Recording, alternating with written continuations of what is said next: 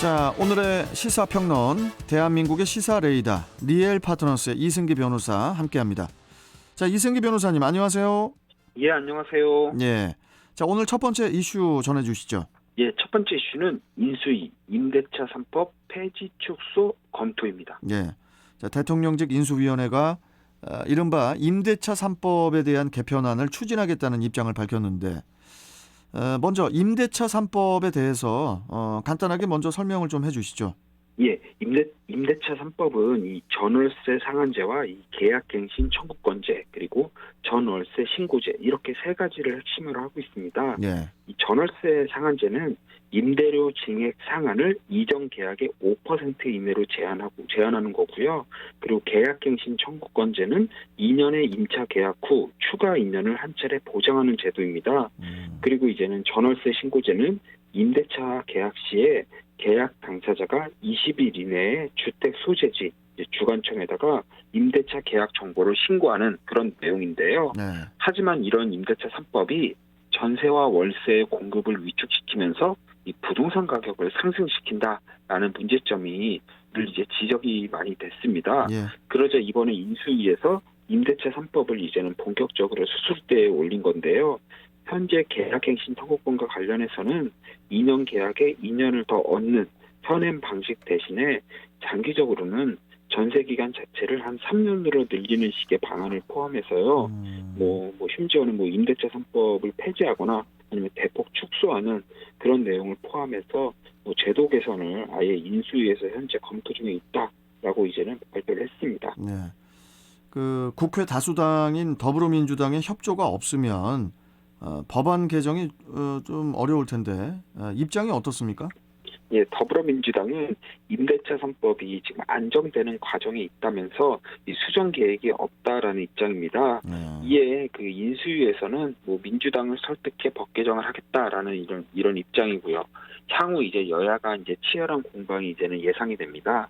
하지만 지난해 이제 서울시장 보궐선거와 올해 대선에서 이 민주당이 서울에서 패배한 가장 큰 이유 중 하나가 바로 부동산 문제였거든요.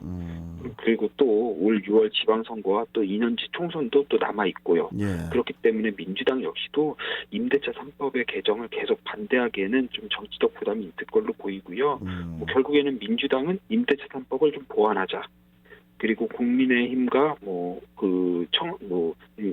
당선인 측에서는 임대차 3법을 폐지하자.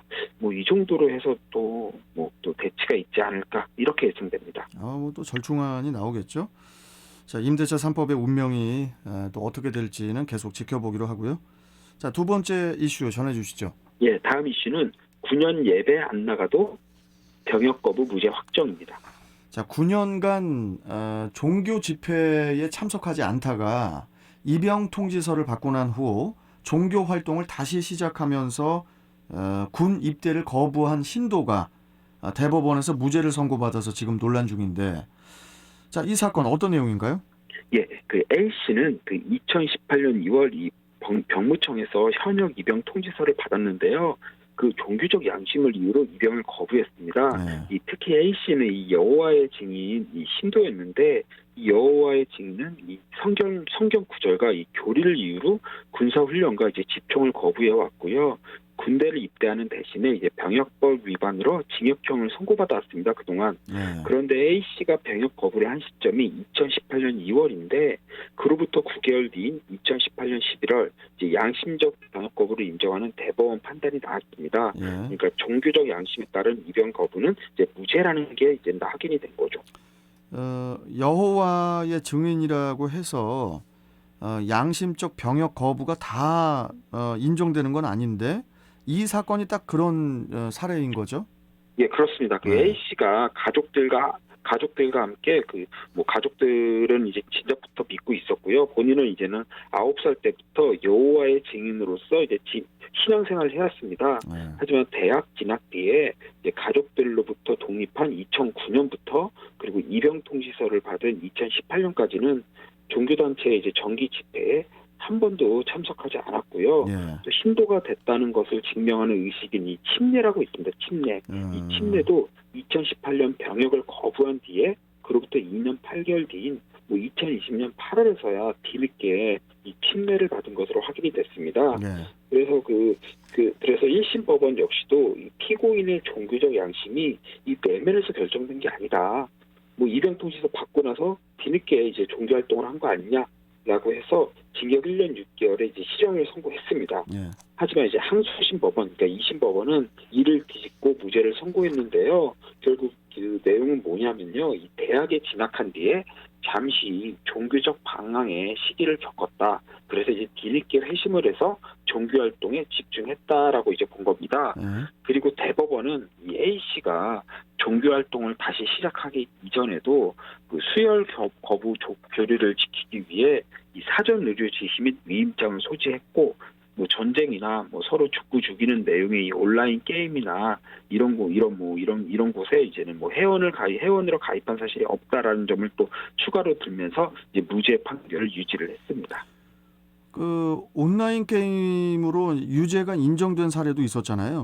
예, 뭐 여호와의 증인이라고 하면서 입양 거부 의사를 밝혔습니다. 그런데 하지만 알고 보니 온라인 게임에 수시로 이제 접속을 해서 총과 칼로 상대를 죽이는 이제는 게임을 이제는 수시로 했던 그런 사람이 있었는데요. 뭐 이런 건 결국 진지한 종교적 양심의 자유로 볼 수 없지 않냐라고 해서 병역법 위반으로 이제 유죄 판결을 받은 그런 사례가 있었습니다. 그렇다 보니까 최근에는 이 양심적 병역 거부 사례에서 이 온라인 게임 가입 여부, 그리고 온라인 게임을 접속을 얼마나 했나, 이런 부분을 이제는 수사기관이 확인하는 게 좀 일반화됐습니다. 네. 자, 여하튼 그 대법원에서 이제 무죄 선고를 했지만 그래도 이제 논란은 있을 것 같습니다. 그렇습니다. 아무래도 입양통지서를 받고 나서부터 다시 종교 활동을 시작한 거니까 과연 이걸 진지한 이 종교적 양심으로 볼 수 있냐에 대해서는 좀 납득하기 힘들다라는 의견도 상당합니다. 네. 하지만 이제 제가 볼 때는 우리 법원이 이 종교적 방황의 시기를 인정했다. 이 부분이 상당히 의미가 있고요. 그리고 그런 방황의 시기에도 종교를 아예 떠난 것이 아니라 교리를 지키기 위해 뭐 수혈을 거부한다는 뭐 그런 걸 이제 준비한다거나 해서 노력하는 적이 있다라는 걸 전제로 해서 양심적 병역 거부를 인정한 거니까 이 부분은 이제 종교와 양심의 자유를 폭넓게 인정했다는 측면에서는 좀 의미가 있다라고 판단됩니다. 자, 그리고 최근에는 또 이제 종교적인 이유로 예비군 훈련을 거부한 예비군에게 무죄를 선고한 판결도 있었어요. 예, 그 예비군 훈련을 거부하면 예비군법과 그 향토 예비군 설치법 위반으로 이제는 뭐 기소가 되거나 뭐 아니면 뭐 보통 이제는 뭐 벌금형을 받죠. 초반에는. 네. 근데 그게 반복되면 이제 집행유예도 나올 수 있고요. 그런데 이제 예비군 훈련을 가면 실탄으로 사격도 하고요. 그렇죠. 군사 훈련도 받으니까 여호와의 증인 신자들은 이 종교적 이유로 이 예비군 훈련을 거부하고 있습니다. 그리고 이 역시도 종교적 신념에 따른 것이므로 이제는 무죄를 이제 선고받는 게 이제는 보통의 예고요. 그런데 대법원에서는 여기서 좀 더 넓혀서요. 군대를 가기 전에는 여호와의 증인 신자가 아니었습니다. 그래서 정상적으로 군입대를 하고 진짜 뭐 실탄 사격의 군사 훈련도 다 받고 이제 전역까지 했는데 전역 후에 여호와의 증인 신자가 됐다라고 하면은 그때부터는 예비군 훈련을 불참해도 이건 뭐 종교적 양심에 따른 정당한 거부니까 처벌해서는 안 된다라는 이제 판결을 이번에 내린 거죠. 예. 자, 종교적 이유로 병역 거부를 할 경우에 군대를 뭐 안 가긴 하지만 3년간 교정시설 같은 곳에서 대체 복무를 하며 병역을 대신하고 있다는 점, 이 부분도 좀 우리가 추가를 해야겠죠? 네. 예, 그렇죠. 자, 좋습니다. 여기까지 말씀 듣겠습니다. 고맙습니다, 변호사님. 예, 감사합니다. 네. 자, 시사평론가 리얼파트너스의 이승기 변호사와 함께했습니다.